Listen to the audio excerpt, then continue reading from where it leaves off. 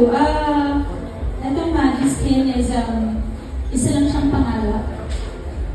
But it became real because of my husband, because of our friend Abby, and of course sa help ni Manang Rhea. Kaya meron na tayong Magic Skin ngayon dahil sa mga taong nagtitiwala sa akin palagi at paulit-ulit.